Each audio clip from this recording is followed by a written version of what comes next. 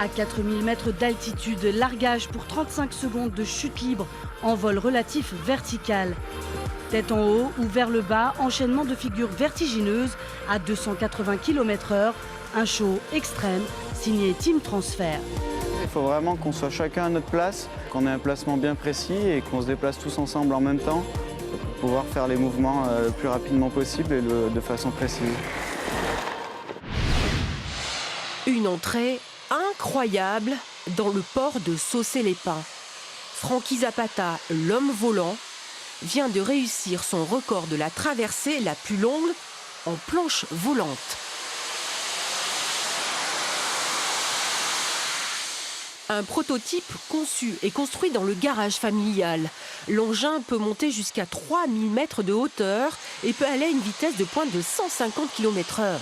Il est équipé avec des moteurs propulseurs de missiles, de quoi pulvériser le record du monde établi à 275 mètres à peine. Parti de Carry-le-Rouet, Francky Zapata a parcouru 10 fois plus de distance, soit 2 km 252.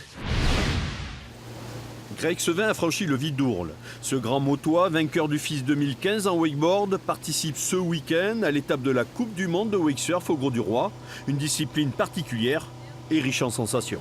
On crée une vague artificielle avec le bateau et on se sert de cette vague pour surfer, ce qui s'appelle le wakesurf. Un vieux gréement mythique au large de la côte d'Opale. Le Bélem s'approche de son escale boulonnaise. Une cinquantaine d'amateurs a choisi de le devancer à bord du Florel, un bateau de promenade. Pour accompagner le voilier, l'observer au plus près et dans son élément. Un moment de magie qui fait toujours son effet.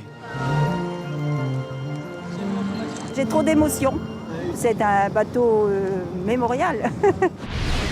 Elles nous toisent du regard, armées, prêtes au combat. Ce sont des survivantes, fières, héroïques.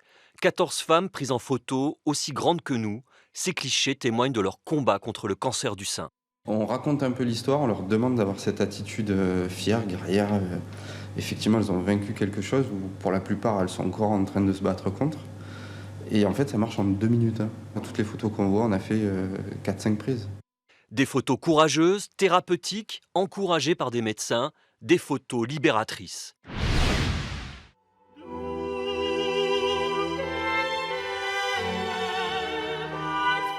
L'état de résilience, la capacité d'une personne à faire face à une situation difficile, exprimée ici par des corps, des beaux corps. Bella Figura, du nom de ce ballet, c'est l'art de faire bonne figure en toutes circonstances. L'immense chorégraphe Yiri Kilian a imaginé cette soirée à son image pour célébrer les 30 ans du ballet de Monte-Carlo et son amitié avec le chorégraphe directeur des ballets, Jean-Christophe Maillot.